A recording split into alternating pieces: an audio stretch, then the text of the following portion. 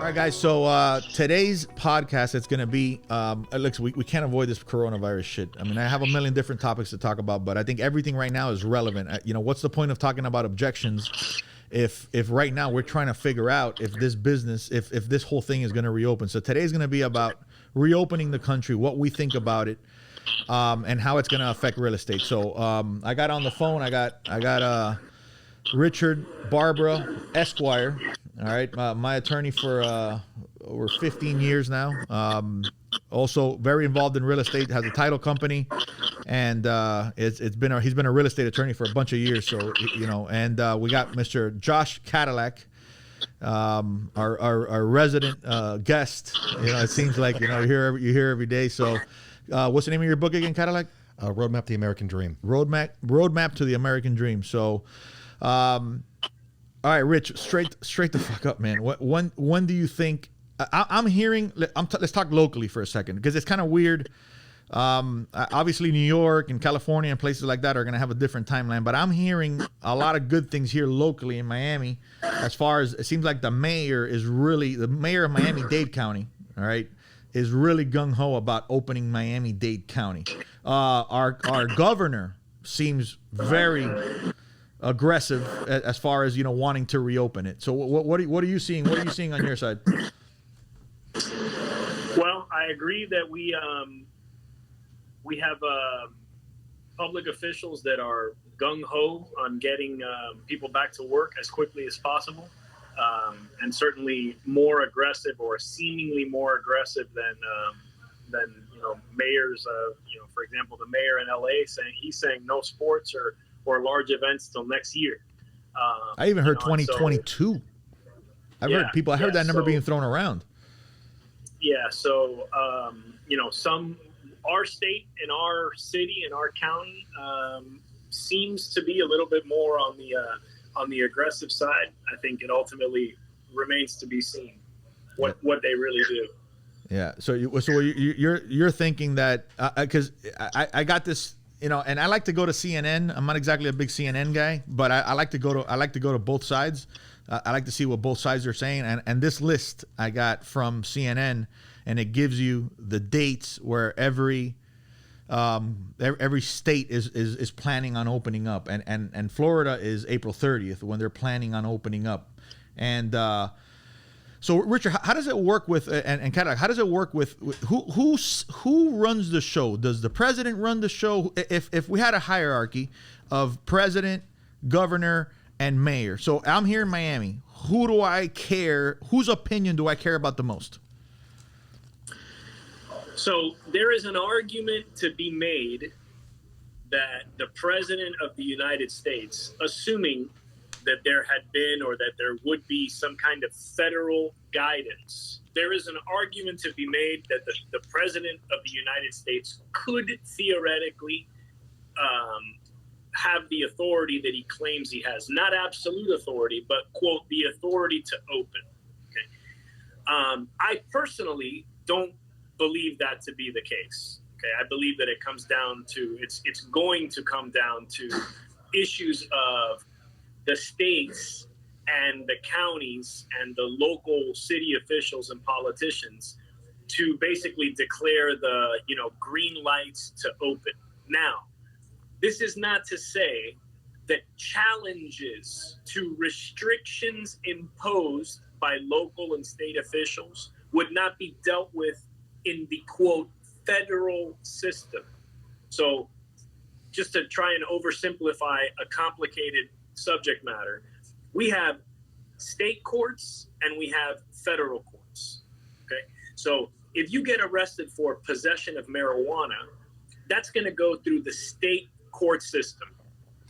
Okay, that's going to go through the state court system, and the style of the case is going to be the state of Florida versus Richard Barbra, for example.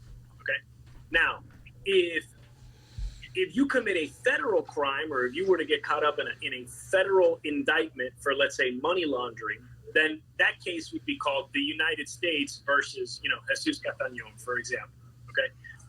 In the inverse, right? If someone were to file a lawsuit like those lawsuits that we're hearing about in Michigan, so let's say that Francis Suarez, that Donald Trump comes out and says, hey, May 1st, restaurants can reopen. And let's say that Francis Suarez says, hey, I don't care what Donald Trump says. On May 1st in the city of Miami, restaurants cannot be open. Okay? At that point, if you open, Francis could theoretically send the city of Miami Police Department and they could shut you down. At that point, you would have to file a lawsuit, and your lawyer is most likely going to file that lawsuit in federal court because it involves a federal question, specifically, the freedom of assembly, let's say, or the right to pursue happiness, right, or all these constitutional rights that are theoretically being infringed by these emergency declarations. It's very similar to what happens in California and a lot of these states where marijuana is legal, where it's legal state. It's legal in the state, but federally it hasn't been legalized yet. So the feds could show up and right. It's the other way around. So the rule, ordinarily, as a general rule, as a guiding principle, states can give you more rights than the federal government can give you, but they cannot take away rights that the federal government has bestowed on you. Okay, so that's why rights like the right to assemble or freedom of religion, speech, right? These things. All of them which have been taken away. Every single one of these. Or impugned in some way. Speech or certainly certain assemble forms of religion. And religion. Right, assembly, right, 100%. So eventually there would be challenges, right, to the continuation of these orders. I think that you would lose any action to try to dissolve these orders that say a week after they were implemented would have failed. Again, because the government has what we call police powers to kind of watch out for the health and welfare of the people. And so any judge, I think, would have agreed, hey, we probably had to shut down for a time. The longer this keeps on, the more of these protests and lawsuits you'll begin to see. And that's when it's going to start to matter whether or not you can demonstrate that there is a justifiable, what we call public policy reason for continuing to curtail these rights. And frankly, I think the longer this goes on with the current trajectory, the harder that will be to do, right? Like it's hard, when this first started, you can say, listen, we don't know how many people can die, if we don't contain these measures. And look, the models show millions of people dying. But now, what we know is that the models were completely incorrect, at least the primary model. Like the government relied on this. There's been two revisions. There's been two revisions to the models. Right. But the initial model was so wildly incorrect. Like it's not like a hurricane where, they said it was going to come in through Miami and ends up going down through the Keys, which is like a 3-degree mistake. And still everyone is very happy about it unless you're down in the Keys. Right. I mean, this model was off, like it wasn't even close. And so, if that's the basis on which you're continuing these draconian lockdown measures, it's probably going to get difficult to continue to keep them in place, right? Courts will likely start striking some of these things down. So if I'm a restaurant owner and I just cannot continue, to stay closed. And I decide to open and say, you know what, let them come fucking shut me down. They come and shut me down and I am going to sue in a federal court. How fast does that happen? Is that something that drags on for years, or is that something that happens really pretty quickly? Well, the filing of the lawsuit is quick. There is always procedural time periods. Like theoretically, if you sue someone, they have 20 days to respond. In matters like this, and you can see sometimes these high-profile cases that they get to the Supreme Court like in 5 minutes.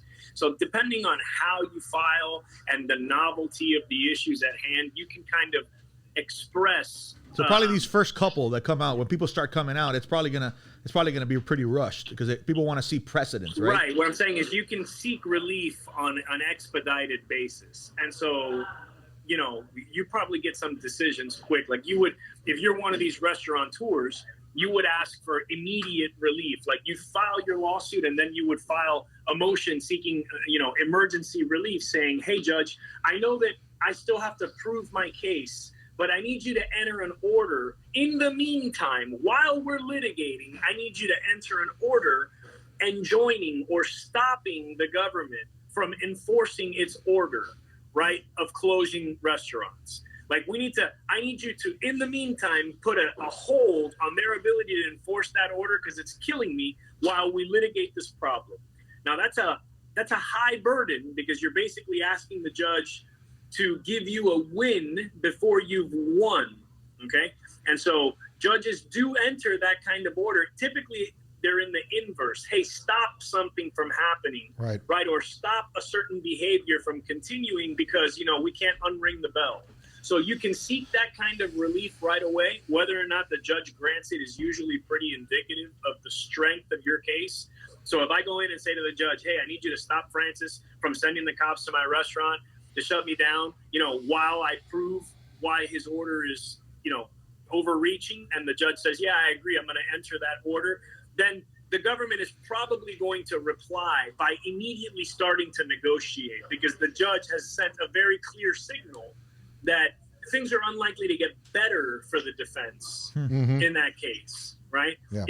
If the judge were to deny such a request for immediate relief, it's probably not as fatal for the restaurateur, but to answer your question, we're back in it taking a very long time or an unsustainably long period of time to litigate the case. Okay, but here's the thing. So here's the way I look at it. This is pretty split down the middle, right? There's about 50% of the people that say this is insanity. They can't shut my business down. Everybody has the right. Whoever wants to take care of themselves, take care of themselves, right? It's pretty 50-50, I would think, as far as my friends and the people that I see. So Donald Trump says, hey, everybody, we're opening up. So now that's a federal, I guess, demand or to open up. Mandate. Yeah. Mandate to open up. Now we have these mayors. Let's say our mayor says, no, you cannot open up. I say, I am going to open up. Now, isn't this when attorneys, this is the times where I love attorneys, right? So wouldn't attorneys really quickly start creating a class action lawsuit and get, 100 of these restaurant owners and start. So the only real thing that's going to get us to open up because it is going to be everybody getting together and opening up and everybody starting to sue in federal court. Is that basically what it comes down to? I actually think there's another component to it, which is the media coverage of the protests. When it becomes politically unpopular enough, it will put the necessary pressure on to take and make these decisions change. Yeah. That's if you look historically, politicians move when the cameras are on. That's a great way to put it. Yeah. But if it's 50% of the restaurants and 50% of the restaurants sue and 50% of the restaurants are allowed to stay open while the courts move, like Richard just potentially, mentioned, then No. Well, no. Any, for example, if there were an order, if you sought an order enjoining or preventing the local government from enforcing its, stay-at-home order, that would apply to everyone subject to the order. They wouldn't actually need to be plaintiffs in the case. This is how, for example, when, maybe years ago, if you're old enough to remember, Blockbuster Video got sued for charging those insane late fees. And it was a big class action lawsuit. And it was 10 years later, there wasn't even any Blockbuster anymore. And they were offering me $1.50 refund in late fees if I joined the class, right? Or if I was, I was determined to be a member of the class because they had records that I had been, overcharged for late fees. So similarly, restaurants that don't join the lawsuit but that are subject to the order, if we went into court and the judge agreed that during the pendency of the lawsuit, the city should be enjoined from enforcing the order, all restaurants would be allowed to open. Really? Interesting. Right, not just the ones suing. So what's going for the right to open. Okay, so I see none of this I understood, and that's why it's important we go over it. So now it's a little bit more clear to me. What's going to get these restaurants and businesses to open is small business owners saying, "Hey, you've been taking your sweet ass time to send me those relief checks. I got bills to pay. Right? I got to go and I have to work for my family. I have employees that have families. Fuck you. I'm going to open up and come shut me down." If enough of this happens, like Cadillac says, politicians are going to start moving when these cameras are on. The cameras are going to be on and they're going to be like, "Hey, we're going to have to do something about this." And then it's going to become your choice. You want to wake up in the morning and you want to wear a mask and wear gloves and stay home. Okay, then that's fine. But if you want to go to a restaurant, then that's also fine. I mean, is that the way you're seeing it also? So I think that there are two problems with that viewpoint. The first is this notion that everyone risks only damage to themselves by disregarding a stay-at-home order. Sure. That's unfortunately inaccurate. So same thing with the masks. You know, I was telling you, you and I personally, we're not mask guys, right? As unpopular as that may be, right? Now, the reality of the matter is that I won't, while I don't want to wear a mask, I won't force my way into a place where there are other people while there is an order from the mayor that we wear masks, because it's not for my protection. The masks are because people like me that are relatively young and in relatively good health and in relative shape, we can be infecting other people asymptomatically without knowing it.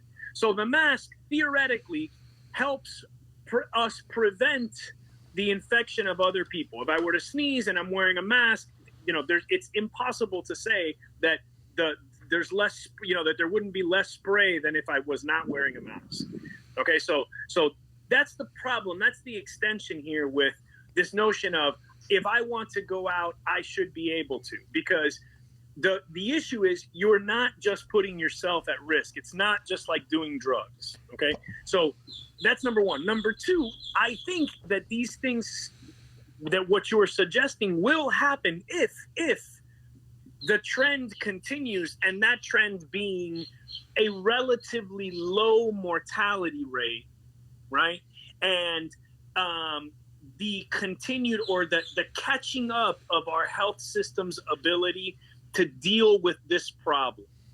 So, you know, one school of thought for the lockdown wasn't, hey, it's not so much that we want to save lives. Of course, that's a byproduct of what's going to happen. It's just that we simply cannot handle it. It's like if you invent a great new product on day one and you want to bring it to market and you're going to get 1 million orders and you can only fill 10,000. Like the beating that your company is going to take, the image beating, you know, when I order and I got to wait 6 months and this and that, by then it's a disaster. Like you've ruined the launch. It's like you launch healthcare.gov and so many people needed health insurance that they collapsed the system. And then you gave them that ability to laugh at you because you weren't ready to go. So I think that what's going to happen is that we're gradually getting more and more capacity to deal with more and more sick people. So the combination of you don't really die from it, you could just get really sick. And while that sucks, life must go on because we just can't be closed till 2022. Like, just can't do it. Okay. Can't happen. It's just not sustainable. You know, so what's going to happen is you're going to get. We can't be closed till June. Like you just that's the way. No, I've I seen know. It. Right, yeah.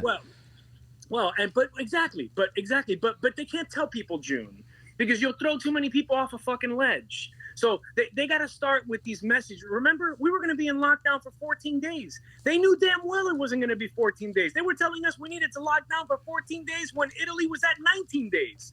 The problem is people just don't count. They don't think. They don't put two and two together. So if you come out and tell people, hey, guys, listen, even if we lock you down in your fucking houses for a month, we're still going to lose 100,000 people. People would have gone fucking bananas. Yeah. You have to tell people that if we lock you down, you know, no one's going to die. And then after everyone's locked down, they're going to tell you, oh, 2 million were going to die, but now we're only going to lose 100,000. People are like, oh, I'm less likely to be one of those 100,000.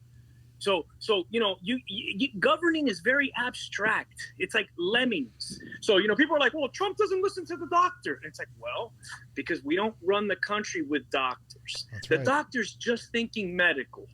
So, you know, he's got to talk to the doctor. He's got to talk to the economist. He's got to talk to the psychologist. He's got to talk to the military because, you know, like he's got to consider it all when he makes a decision. That's what governing is all about. So I think what we'll see is patches of openings. Okay. You're hearing a lot of this talk now about how restaurants are going to be told to operate at 50% capacity. I don't believe that kind of restriction is going to be possible or enforceable. How the hell are you going to go to every restaurant? Well, and count? Not just that. Not forget the enforceability is a very good point. But even practically speaking, it's like, yeah, I can only run at 50% capacity. Well, are you going to talk to all my creditors to make sure they're only billing me at 50%? Yeah. Because my landlord, you know, in his mind, I still got all the rentable square feet. So if I can only, like, how can I pay my rent? How can I do these things? So what I think will happen is that they might hold restaurants out a little longer. Hey, restaurants can't open till June 1, okay, or June 15th. And then it's going to be people over 65, you should avoid restaurants. And they'll encourage big business to have early bird hours. So right now, Publix, Tuesday and Wednesday from 6 to 8, you have to be over 65 to walk in, right? And I think you'll see that kind of thing continue.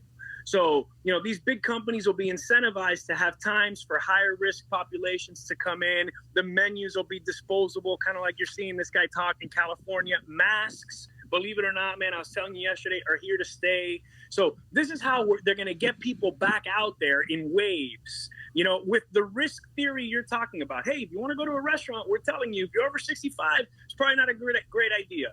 And then guys like the old guys we know, they're going to be there and be like, fuck, 65, I die now, fuck it. And or you say, okay, I'm going to figure out, I'm going to do the numbers, and I'm going to realize that if I just do simple math and I divide the amount of deaths by the population that I live in, okay, let's go county-wise, and you realize that it's a 0.0000 something percent, you have a chance, a 0.00 of dying from this, then you're going to be like, well, I'm going to take the calculated risk because I can't stay in my fucking house forever. So you're going to go out, but you have the right to do those numbers, and you have the right to go out there, right? It's like you just do. It's just American that you just do. It's your risk. I just think that you have an exaggerated sense of people's courage and bravery. But if you don't, then stay home. If you're the guy who drives around in your car by yourself with a mask, stay fucking home. And that's what they'll do. Fine. They will stay home. But I don't want to. I'm okay, so I want to go to a restaurant. At the end of the day, after 9/11, a bunch of people wouldn't get on airplanes. I was on a plane the day they opened up to fly. Yeah, how long did it take people to get back on airplanes? That's a good one. It wasn't that long. It was a few months when everybody got their thumb out of their ass and they realized, hey, driving places takes an awful long time. Yeah. I mean, the reality of it is people react to peer pressure. They have their ideals and whatever, but what Americans are addicted to more than anything is their own comfort. Yeah, and that mask is really uncomfortable. I'll tell you that. Oh yeah, no, you want to make $1 billion? Come up with a comfortable mask. Well, and here's another thing. Okay, so let's again, we're I'm assuming I don't have too many listeners in Wichita, Kansas, right? So let's talk Miami-Dade County. If right here Miami-Dade County opens up, Richard, and the city of Miami does not open up, restaurant-wise, and all of a sudden everybody's going to the Miami-Dade County restaurants, the city of Miami guys are going to be saying, "What the fuck? What's going on here?" Everybody's mask free, walking into these restaurants, because you can't eat with a mask and you can't drink with a mask. Okay, so they're going to these restaurants. How's that going to work out? What's the amount of pressure that the city of Miami is going to start getting from these business owners when Miami-Dade County's opened up? Because the Miami-Dade County guy is straight up saying, "Hey, we need to take measures to protect, but we need to continue on. We have to figure this out. We can't stay closed." He's seeing it very clearly. I'm seeing Francis Suarez saying, doesn't matter how long we close. I don't care who has businesses. We have to stay closed to 2022. So when that starts happening, man, it's going to be a lot of divide. And it's going to be a lot of stress. It's going to be a lot of pissed off people in the streets, man. I think if you go back, the example that I think has largely shaped the president's view of how politics gets done is the Wallman Rink story.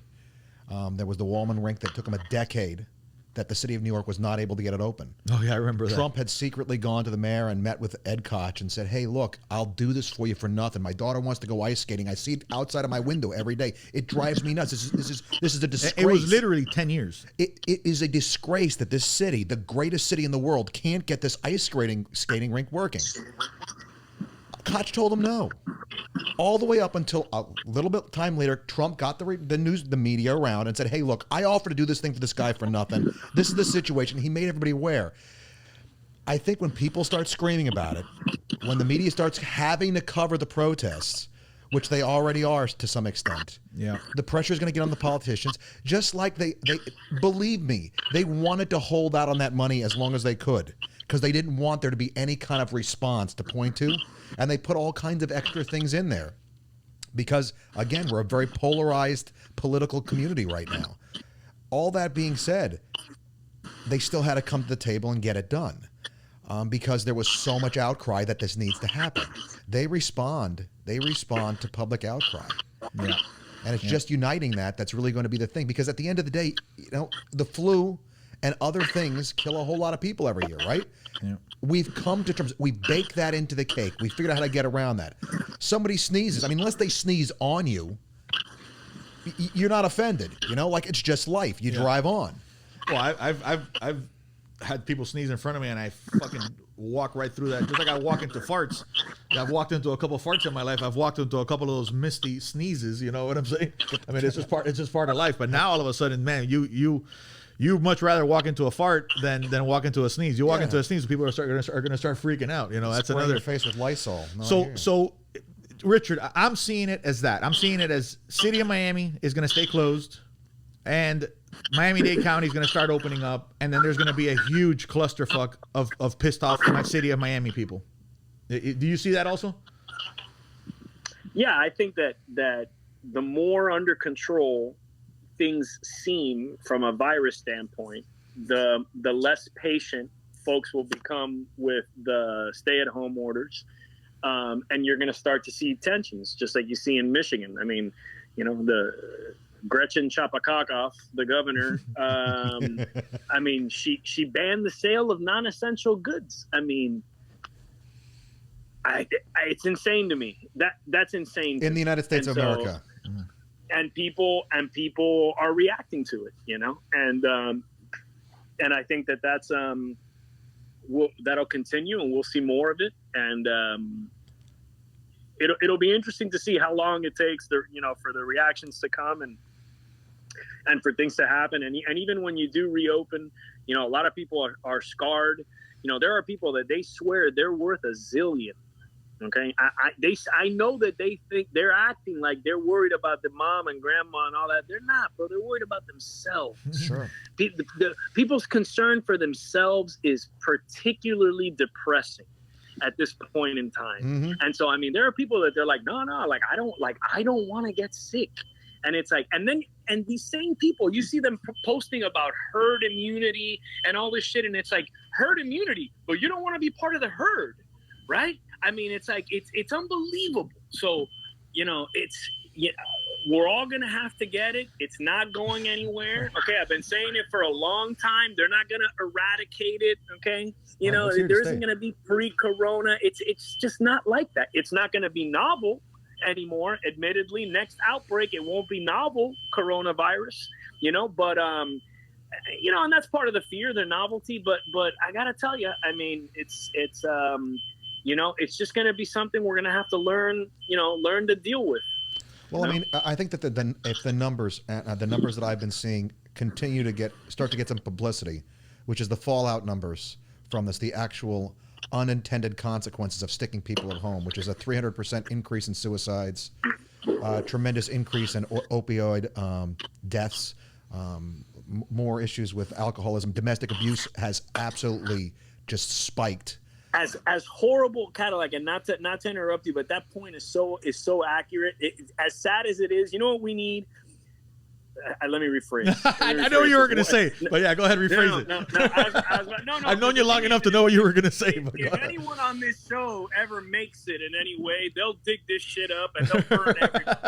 Okay, but let me tell you the reality of the matter is, as soon as you get like a 33, 43-year-old all-American poster boy super dad that jumps off a fucking building because everything he'd fought and worked for, his family's business and the whole thing burned to a fucking cinder, and he was on his ass and he couldn't feed his family and he shot himself or threw himself off a building because of like his business being closed down, one of these lockdown orders, and then they do a feature on that guy. That's when it'll be hands across a fucking America for small businesses and people like that. And that's when you'll start to see, toll versus benefit. And it's like, who are we killing versus who are we saving? And all this shit will start to happen. It's like, It's disgusting, but that's just the way it is right now. Well, it's whatever. When we start getting more clicks,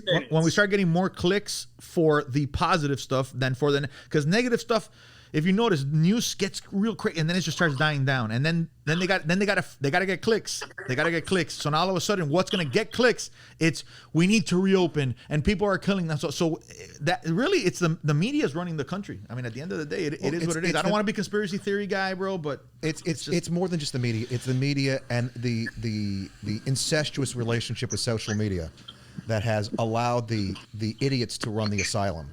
I had a good friend, I think I may have said this at one time on here, a good friend, politically, she and I could not be more opposite.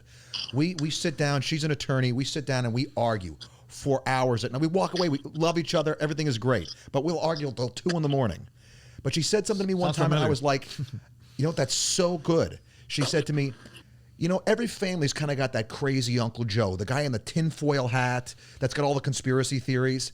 And everybody knows he says anything, and it's crazy Uncle Joe. You don't listen to him because he's crazy, right? But now he's got a social media account, and nobody knows that it's crazy Uncle Joe that's saying it. Yeah. So they're all like, oh, wow, there is a civilization under Antarctica that the government is keeping secret on this flat Earth? You're kidding me. Right. Oh, well, now that we know that. And so I keep saying we've lost context.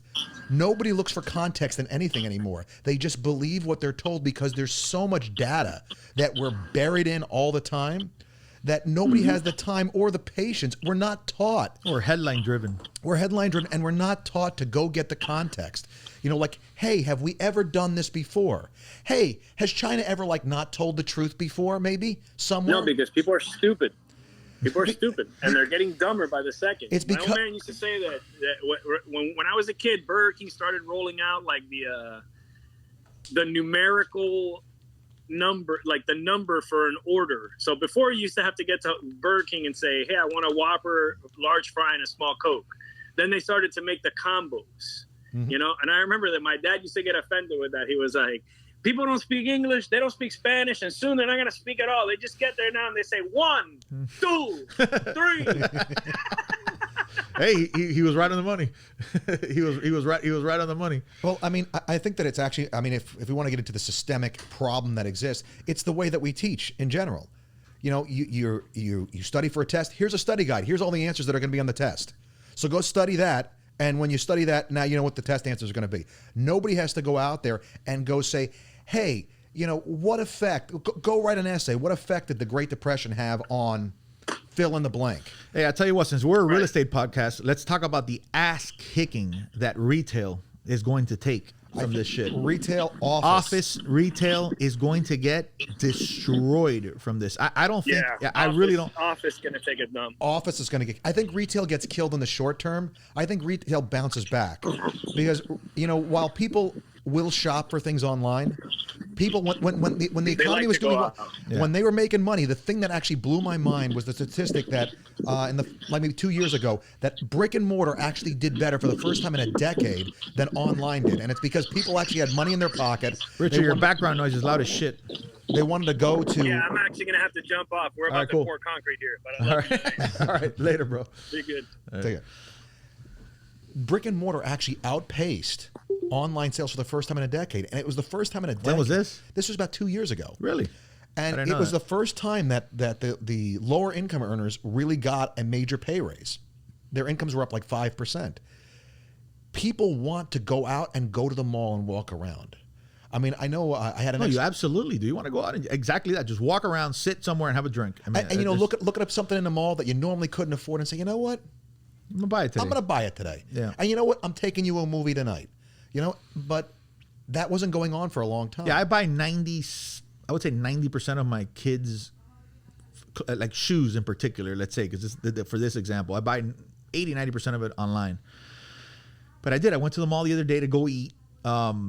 It was, what restaurant was it? Whatever. It was a restaurant. Oh, it was a new Mexican restaurant they opened in a mall. And then I'm like, hey, you know what? Let's go to the Vans store, you know? And I ended up buying myself some Vans sneakers. Actually, I have them on right now.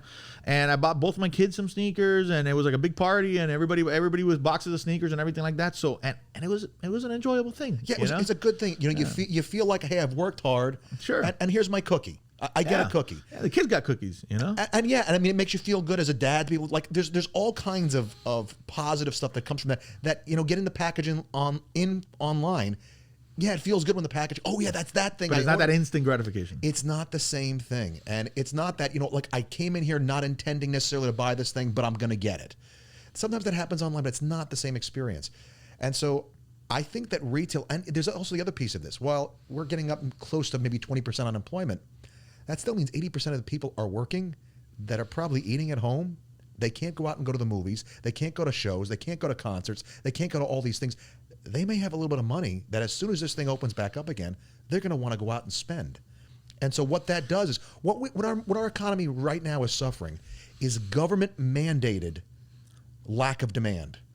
People would go out to restaurants, but they've been told they would go shopping. They don't would go. Exactly. They would do all this Don't stuff. go out or you will die.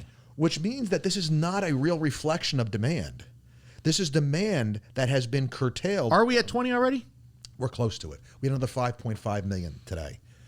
So I think the number's got to be 17, 18%, somewhere in that neck of the woods. It was Right now it is. It was 13 the other day. So I'm pretty sure it's around there. I didn't actually get a chance to read the article and get the actual. Right. And by the end of the month, I mean, we're what, like mid-month, really? Yeah. We still got another half a month left. We'll probably end up, when this opening is going to happen, we'll probably end up at 20. But look, the good news on that is that it's not real. It's not like the economy was doing so bad that all of a sudden we're at 20. That's a fucking problem and a half. That's a hole that you really got to dig yourself. Now, is it possible that 20 ends up being a 10 when things open back up again pretty damn quickly from month to month? Well, I mean, what's Macy's employee number right now? It's probably 0. Yeah. Nobody's probably working. Maybe only at the home offices they're planning or something like that. As soon as they do any kind of an open, right, they have to call all their employees back or they have to rehire. And so their furloughs are not real. Yeah, so even if it's not 100% of the employees, if it's 80% of the employees, well, that's 8 out of 10 of their employees are going back to work. So their impact is not 10 out of 10, which is it is right now. 10 out of 10 of their employees are on unemployment. Now it goes to 8 out of 10, so only 2 out of 10 employees are on unemployment. Yeah, and most so we'll probably end up month one. We'll end up probably at at 10 in another month. What were we before? We were at 2. We were at 3 point something, 3.3. Right, so if we end up at 7% in the next 90 days, it would be excellent. It would be excellent. Is it possible? I think that as soon as they start to open, there's going to be tremendous demand for employees to come back. Because, I mean, you got to think about the number of sectors that are completely shut down. I mean, there's a lot of there's no movie theaters. All the people that work at movie theaters Do are you out already of know the restaurant you're going to, the first one you're going to when it opens up? I'm waiting for my Chinese guy to get back. I want to order me some fried bat. I haven't been able to get Chinese food in so long. Luckily, all my Italian places are open. I have to keep doing pickup. Oh, are they a pickup? Yeah, that's another thing. You know, a lot of restaurants have stayed open. You know, and the reason why I keep on mentioning restaurants and bars and everything like that, because I think that's the hardest hit. Gyms. Oh my God, yes. Gyms are getting their asses kicked. You know, so let's talk about real estate. So, and the reason why that matters is because retail. For gyms, a lot of the warehouse space, industrial space is occupied by gyms and everything. So, but the reason why unemployment matters, I know that there's a lot of deals that we have right now as a company, and you know, look, I've been doing this for long enough that all my friends pretty much are in real estate. Richard, he's my attorney, but he's also my daughter's godfather. You know, and I met him through real estate. You know, a lot of my friends I've met through real estate. So. You know, when you're having conversation about real estate. Cadillac, you know, hey, friend of mine, real estate. We met straight up real estate in a real estate class. So, you know, you start talking about that kind of stuff and you start realizing, you know, you start getting all this information from these different sectors, you know, and what I think is that residential right now, today, if you ask me right now, residential real estate, 500K and under is going to feel it very little. Okay, great. It's going to feel it very little. It's going to feel it very little. The deals that I'm seeing right now that are falling through or on, I see a lot on hold. I see a lot on well, they're not employed right now. So banks are asking, okay, well, yeah, I was employed till right now, but I'm not employed right now. All right. So until they get back to employment, which is rational thought by the bank, say, well, listen, if you're a non-essential employee in a non-essential field, then you're seeing, you're going to see that gap. So what they're saying is, well, I'm seeing a lot of extensions on deals. So what was a 30-day deal now is a 90-day deal, right? Because they're getting extensions. And I was talking to I had a sales meeting yesterday, and I was telling people, they were complaining, because I'm having to do extensions. I'm like, so fucking do extensions. What are you complaining about? Do the fucking extensions. Do a 60, do a 90-day extension. Do you rather lose it, or do you rather do an extension? Be the agent that figures out how to get it done. Yeah. Never be the one that's there complaining. Be the one that's saying, okay, this is the crappy hand that I got dealt. How do I make this work? Because, if you're the customer, what kind of agent do you want to work with? The one that's sitting there whining, having to run to their broker every 5 minutes, anything goes wrong? Or the kind of person that says, okay, this is what happened. Guys, coronavirus, it happened. Okay, how do we deal with it? How do we move forward? The answer is not to take and dig a hole in the backyard and bury ourselves. Not coronavirus. I'm choking on my water. Yeah, that's it's the first symptom. Now, choking on water is the first symptom. Oh, and spilling it all over yourself is the second one. So the You're 2 for 2, bud. So retail definitely taking a hit. Luxury stuff. Who owns the shopping centers that are getting their asses kicked by people not paying rent? Who aren't getting their rents? Well, even though your little landlords aren't getting their rent.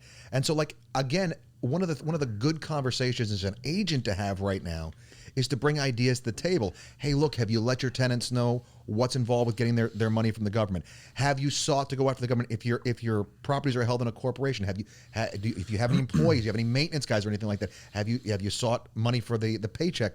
Right, but if you have an apartment building, you have a 200-unit apartment building, you probably have, if you have a 200-unit apartment building, you probably have a $1 million+ home, let's say, okay?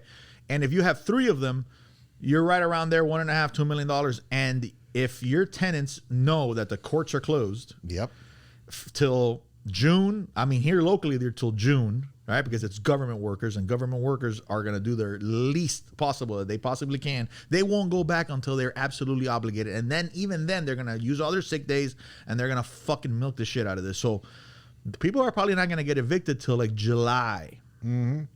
So somebody who, now there's the people that's good. They need that, okay? Because now we're working at a restaurant, and they have 2 kids, and their kids are not in school right now. And here's another thing. Let's talk about the school thing. I'm sorry, I got to jump, but here locally we have the school board superintendent, right? Is that what he is? That very easily just said, "Hey, no school for the rest of the year." Fancy motherfucking suit on, perfect hair. You know what, guys? Even though there's been less than a handful of kids that kids appear to be immune. It's crazy. Even though we're going to just close down schools, what that motherfucker is not realizing is that there is single mothers, or there is a family with 3 kids, young family with 3 kids, that they need both incomes in order to survive, to stay with a roof over their head, to have food on the table. And now all of a sudden that mom has to stay home to assist all of these kids in their Zoom presentations and all the class stuff and everything like that. Listen, I'm lucky. Well, whatever, not lucky. I've earned it. But, my wife can stay home with my kids and struggle with them because it's a huge pain. I went in there the other day for lunch. I was like, let me go home. It's cool. Kids are home, lunch and everything. Dude, I ate quick and I got the fuck out of there because it was a war zone. So imagine, but again, she doesn't have to go back to work. If I had a situation where they had to go back to work, I'd be very, very stressed out right now. And if that government check is not coming, I'm starting to freak out. And if this extends another month, and now all of a sudden I could go back to work. Now everything opens up. My employer is telling me come to work, but I can't go to work because I have 3 kids at home that need to go to school. And now I'm a teacher. Fuck you. Well, I'm straight up. Fuck you. I apologize for having to go to the sarcasm well here, but I'm going there. Do you mean to imply to me that a government official did something without considering the consequences? You mean there were unintended consequences of what he did, and somehow he magically did?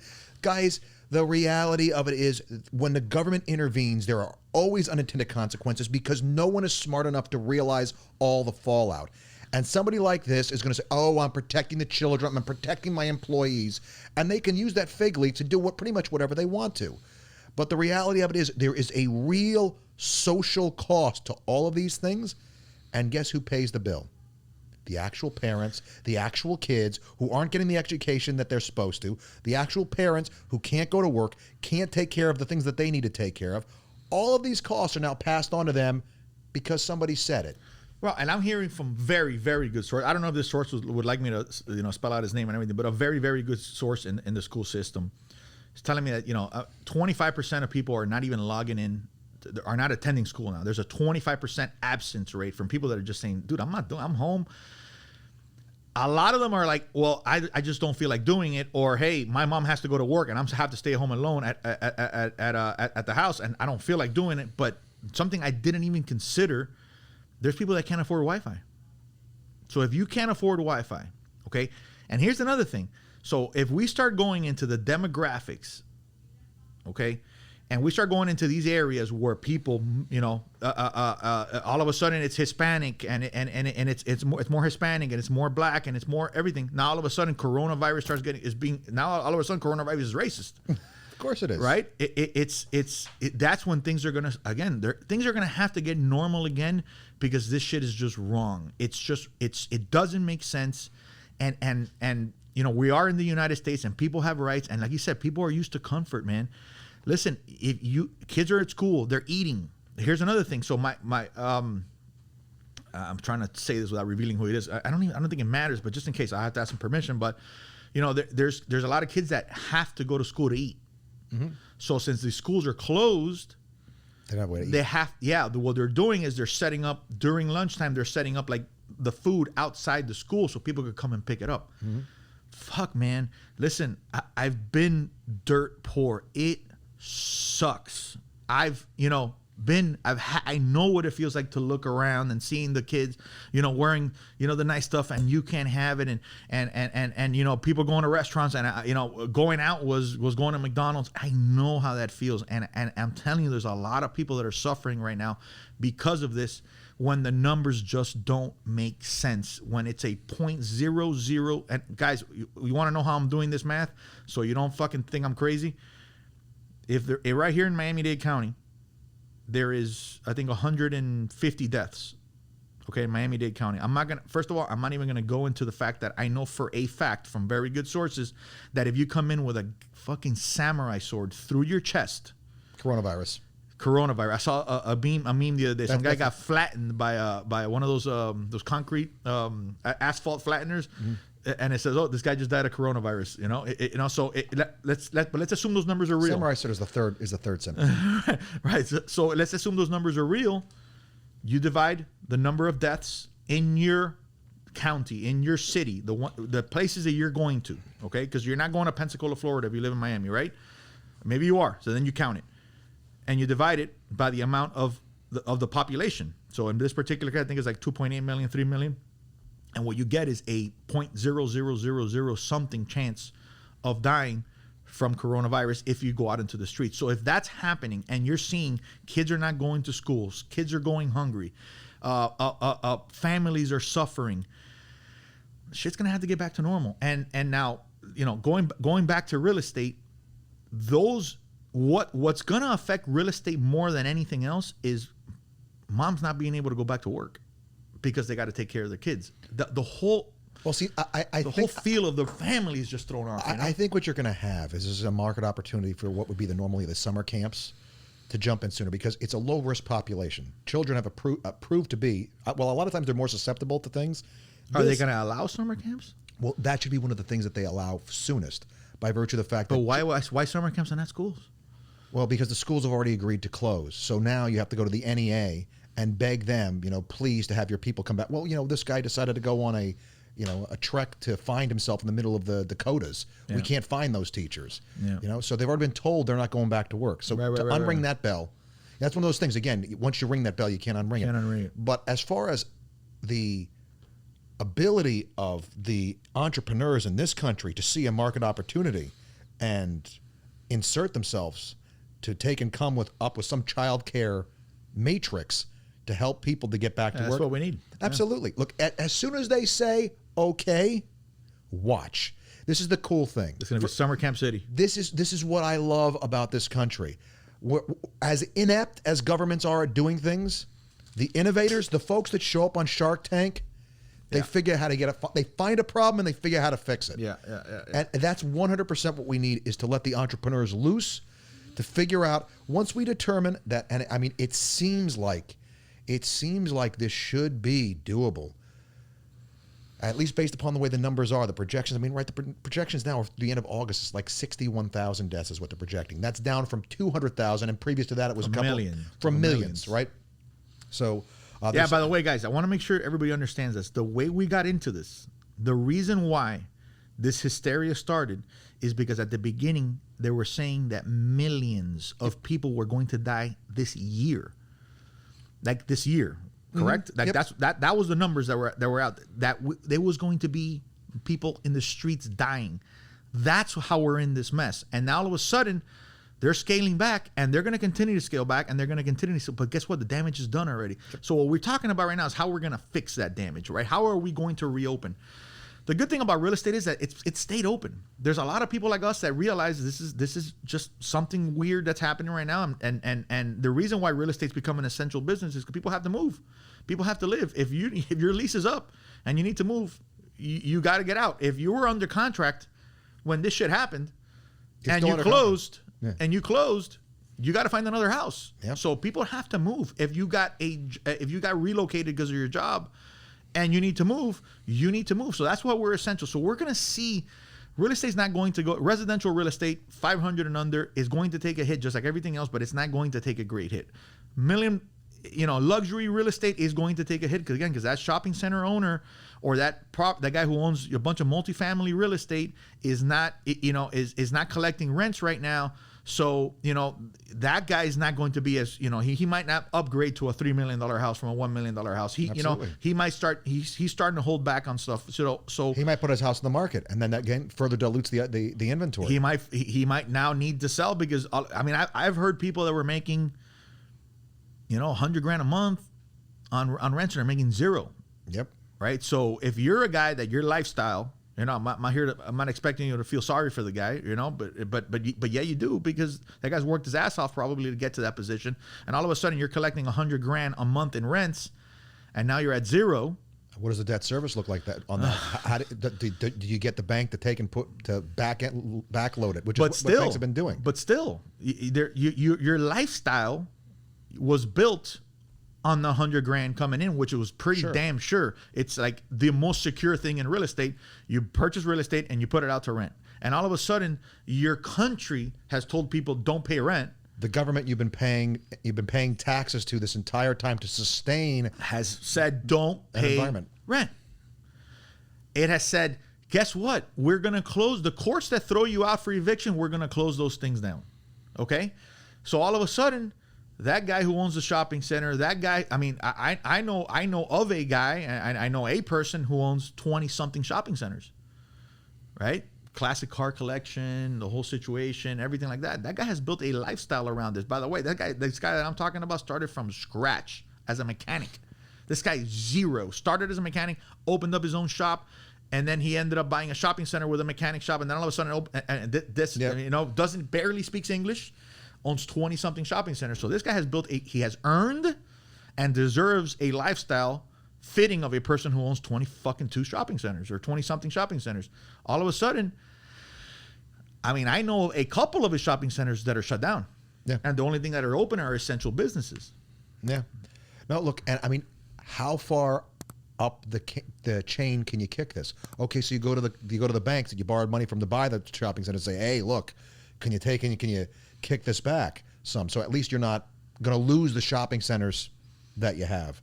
But then what about your personal debts? I know American Express has offered to push back payments without any interest, but they won't let you charge anymore. So you don't have the access to capital. All of these things, seeing where the capital is going to come from, because this is a game of musical chairs, right? The money is constantly changing hands. When the music stops, it's a problem because the money needs to keep moving. And so there's really not a good place to sit there and say. I mean, like I was talking to somebody the other day. They were talking about this building that he's in, and he couldn't go to his office. They're not letting anybody in. His fob wouldn't work. I said, okay, so they won't let you go make money at your business, but they still want you to pay the rent? Well, he says, if you don't pay the rent, then the REIT, the real estate investment trust that owns the building, doesn't make their money, and so grandma winds up getting screwed out of her income because she's invested in the real estate investment trust. There's this big circle because the capital comes from somewhere and moves somewhere else. Yeah. So whoever is not getting paid in this whole circle of life, if you will, they're hurting. And so it's going to be a matter of seeing how this pain gets spread out. And the biggest thing we can do really is stop the pain as soon as we can by getting everybody back to doing the thing it is that they do. Yeah. So, yeah, residential real estate shouldn't take a hit. Commercial is definitely going to take a hit. It's mostly going to take a hit in office and retail. Retail should bounce back. Sure. To some extent. I think retail bounces back pretty quickly. And it'll be semi-whole to what it used to be. And the reason why we keep on pointing out office is because one, I guess, good byproduct of this is that people are starting to realize that they could do business remotely. They could do business. What I've known for a while that we've been doing here in the office for a couple of years, I think already, that we've been doing stuff virtually and teaching classes and everything. So the struggle that we've had is having our realtors adopt and understand and feel comfortable with that. Get over the hump of actually doing it. Yeah, and realize what I remember one day I came in and I had a recruiting meeting with an agent that couldn't come in. So I was one of the ones that I want face to face. I want to come in and the whole situation, right? Because it's a different feel and everything. What I thought to that extent, But what I started realizing is that as long as they're seeing my face and I'm seeing their face, that connection is there. The body language is there. When I smile, they smile. When they smile, I smile. If I yawn, they'll yawn. Sure. You know what I'm saying? So that connection is, I'm not going to say it's 100% there because I guess there's a touch and a smell and there's, a person comes in with a nice perfume and, that type of stuff. I get it. And, and maybe there's a lot more chit chat because of it. Okay. But fuck, dude, it's in the 90s. Yeah. As far as connection is concerned, it's in the 90s. So I'm happy about that. I'm happy that my realtors are going to be a lot more comfortable with that because, for example, if they're meeting with, and they want to talk to a client today and show them properties, they should be going on GoToMeeting and sharing a screen, or they should be going on Zoom and sharing a screen and showing them properties. Right. Virtually while they're seing their face and making that connection. Having a virtual consultation. Virtual consultation, right? There's doctors doing virtual consultations right now. I had right before the virus, I had my yearly checkup, the blood and the whole situation. And did you have a virtual prostate exam? that would have been better than the real one, I'll tell you that. But there was a prostate exam joke that I had to get one. I got some like weird infection and everything like that, and I remember I had it full. I mean, it felt like at least 3 fingers were in there. And I remember the uncomfortableness when I left there. The only thing I could think to do is I blew the guy a kiss. I'm like, hey man, thanks. He started laughing, It was a whole thing. But fuck, I forgot where I was going. Well, I think that the place that we have right now is really the place to talk to agents out there that may be watching this about the conversations they should actually be having with customers right now, because they probably have a little bit more time on their hand because they can't go out and really show property other than virtually, which is a great suggestion. But I think encouraging customers to go out there and look at refinancing now that the interest rates are as low as they are, it may be a good way to take and keep your finger in the game, kind of keep your foot in the door with the customer and show, hey, look, you know what? I'm the resource to come to. I have customers that call me sometimes about questions out of the state, all over the place, but I'm the guy they know to talk to about real estate. Yeah. And I earn that by just looking for opportunities. The other thing that's going to be a good thing, I agree with you that residential real estate is going to be okay. I think investment real estate, as far as residential investment real estate, is going to clean up long term from this for the inflationary reasons that I discussed before. So talking to your customers and getting them thinking about, hey, there's an opportunity coming, because with investment real estate, residential investment real estate, you win 3 ways on inflation. Both the property value goes up to keep pace with inflation, which we've talked about before. When you're paying the bank back, you took the money out from the bank, you borrowed it, at today's valuation of that money. The money you're paying them back with is future money. If that money is being devalued, you're giving them the same number of dollars, but those dollars don't buy what they used to. Those dollars represent less and less value to you. So you win on that. And then the other thing is the rents go up with inflation. Those three things give you a very powerful case to say, hey guys, look, refinance your house, take a little bit of extra money out. Let's go get some investment property. Let's start building a portfolio for you so that when inflation does hit, you're not sitting there with $100,000 in the bank losing money every single day. Absolutely. And the other line that I think I like to talk to customers that are a little bit more savvy about is the idea of, rather than sitting there with idle savings in a savings account, is to invest that money in something, whether it's a mutual fund, something where it's going to make some money, and instead for their safety net, have a home equity line of credit. A home equity line of credit, if the money goes down in value, it's the bank's money. It doesn't affect the person. If you have $100,000 sitting in the bank and that goes down 2 or 3% in value, that directly affects you. You know, kind of like I'm thinking, because obviously you and I have business ventures together. We've had some resistance in recruiting virtually. Sure, that shit might go away. It's possible. Those roadblocks that we've had recruiting. I mean, right now we're recruiting virtually. We've done great recruiting virtually right now during the coronavirus. But I'm saying prior to it, getting somebody who was 50 miles away, there was a little bit of resistance to it. I think that resistance is gonna go away. I'll tell you man. this, just from yesterday. Yesterday, I taught my first CE class online, a first virtual CE class for Orlando. Sitting in my office, I taught in Orlando. We did the Kahoot and everything. I got told it was the best CE class that several of the people had ever had. So you're right. You don't lose a ton. I mean, I lose something as the speaker. Yeah. We do. As speakers, we do. That feedback is a problem. For me, it is. If I make a stupid joke, what keeps me alive is somebody laughing. Yeah. If it's one person, I can at least say, hey, this guy got the joke. And I can continue on. Well, there's just fucking, you say a joke and there's crickets, or, you start to question yourself. And the enthusiasm and the smiles, you need to see that shit. It's hard to keep your energy level up too, because we do, as speakers, we do borrow it from the audience. Yeah. And so for me, like, I know that I experienced, for me, when I finished the class, actually, because I mean, I definitely, I've been on the other side. I've taken so many classes that I know what it's like to be in a room when the speaker's energy is garbage. So I really, really focus on keeping my energy up. Man, I felt like I had taught for 10 hours straight when that class was over. I mean, I went home and I was like moping around and just completely spent, because it was a lot harder. But I think the various boards of realtors are seeing now, and they're surprised at how well it went. And they don't have to pay. It saved them an overnight. When I go to Orlando, they pay for a hotel for me. They pay for a car for me. Yeah, and that huge headquarters that they have, do they need it that big? Do they need the classroom that big? Do they need that space that big? And that's where retail and that's where office starts taking a hit. But again, I go back to the other piece of the equation, when I sit there and say, look, I could go watch Aerosmith's concerts on YouTube all the time. I'll still go pay $150 to go see them. Yes, but if you are an employer and have 50 employees, and you've heard that Google does great with people working from home, but you're like, dude, no way, fuck that, I want them here. But all of a sudden you've been forced to do it for 30, 60 days, and all of a sudden they're as productive or more. This is going to be another market opportunity, because the people that are able to come up with ways to monitor production.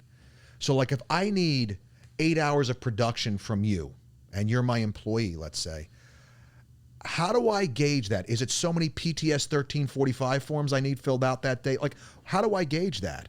Because if I can put a metric on that, I don't care where you are. As long as I get my 15 PTS 354B forms done, I don't care. And so there's going to have to be, and because I mean, I think even from a green perspective, from an environmental perspective, it's great if that person doesn't have to get in a car and go drive to work every day. Yeah. Or maybe instead of having to go to the daycare, then to work, now they just go to the daycare and come home, right?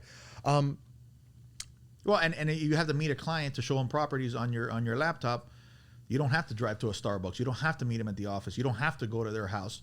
You could just do it whenever you want. The scheduling doesn't have to conflict or work around traffic and all that kind of stuff. You could just be like, hey, you want to do it at 3? Yeah, I'm at 3. I'm at work, but I could do it at 3. Okay, perfect. Let's do it at work. Absolutely. And you're done. And you drove less. It might be even good for the environment. No, that's what I'm saying. For a corporation, to sit there and say, hey, you know what? We cut our carbon footprint by 40% by having 80% of our employees work from home. Yeah, what does that do? Well, there's people that genuinely care about that stuff. And it means a lot to them. And that maybe is the thing that makes them pick that company over the other one. Maybe that's the Target versus Walmart decision that somebody makes. We have a space. You could come to work if you want to come to work, but you don't have to come to work. You can work from home. Just make sure you do what you got to do. And as long as the productivity is there, it's there. So, and there's a lot of industries where they do that, and they have ways of measuring the productivity. Right, factories can't do that. People have to go there and have to do stuff, but their accounting department could probably do it. That's the other kind of silver lining to this rain cloud that we have of coronavirus, which is there are industries that are going to come back to the United States of America because they have proven to be so vital. We've outsourced them because, again, unintended consequences. We never thought China would do what they did, hoarding materials and things like that, and also threatening to cut off our pharmaceutical supply. Can you imagine? They gave us this issue, and now they're holding these pharmaceuticals hostage, basically. Well, they've been master manipulators for a long time of both the public relations front and also behind the scenes within governments like the United Nations and things like that. But there's another big component to this too, which is my uncle's a pharmacist. He tells me all the time the problems they have with sub-potent drugs they get from China. China verifies, the government verifies what the pharmaceutical companies send over as far as the potency of it. So you're expecting 80 milligrams of your cancer drug. Well, the thing is, it comes over and it's only 57 milligrams strong. So you're not getting the results the doctor expects. Like, everything is all screwed up. The problem is the Chinese government and the Chinese manufacturer are the same person. It's a communist government. In my world, and I'm a huge fan of the UFC, and what you see a lot is these guys, they pop for performance enhancing drugs, and time over time, it's been supplements that get made in China, and the same vat that they use for testosterone and illegal shit, they're using it for. So what you get is a contaminant from the illegal stuff because they use the same mixing machines and everything like that. So yeah, I mean, the quality control over there is basically non-existent. No, 100%. I mean, I know that I would talk to the guys that were weightlifters back in the day. I used to be a bodybuilder, and I would talk to my guys that were serious, juicers. And the difference between things they would get from China and things they would get from Europe and places like that. When you got a European product, you knew if it said 80 milligrams, it was 80 milligrams. It might have been 81 even. Right. And so the Chinese product, these guys would be taking 2-3 times as much of this same thing. What's just supposed to be to compensate to get the same result. And that's a bit anecdotal.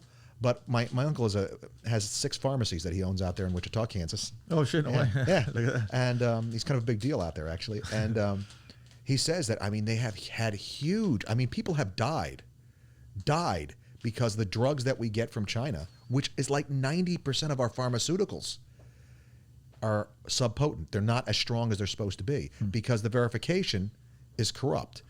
And that has proved to be, and I think that it's going to fall under almost a military preparedness thing, that we can't have that kind of obligation or that kind of weakness where China's concerned. We have to be able to produce for ourselves in time of war because there's so many people on prescriptions in this country. Yeah. It's huge. All right, man. All right, guys. I hope we shed some light. I tell you what, I learned some stuff here just on the way the federal stuff works, and just by talking through it, I have a lot clearer vision on how I think this is going to work. I think that they're not going to be able to hold this down. I mean, I think that people are just going to start hitting the streets, and restaurants are going to start opening because they have to. People are going to start going to work because they have to. The thing that's stopping us is schools, but I think, yeah, you're right. I think people are going to start, having these summer camps and everything like that, and we're going to have to fix that problem. So it's going to be interesting to see what happens, man. It's going to be, this is a once in a lifetime, hopefully once in a lifetime thing. And it's going to be super interesting to see what bounces back and what doesn't, and how it bounces back. So it's going to be really cool. It's going to be beautiful to watch how a free market responds, because there's one great thing about a free market. It means every individual person is using the gray matter in their head to figure out how to make somebody else's life better so that they can make their own life better. Yeah. And that has been the best tool, the best source for human flourishing in the history of the world. Yeah. We'll figure it out. Absolutely. We have to. That's it. That's it. All right, guys. Thank you very much. Cadillac, you're the man. Thank you very much again, bro. You're the best, bro. Appreciate it, man. All right.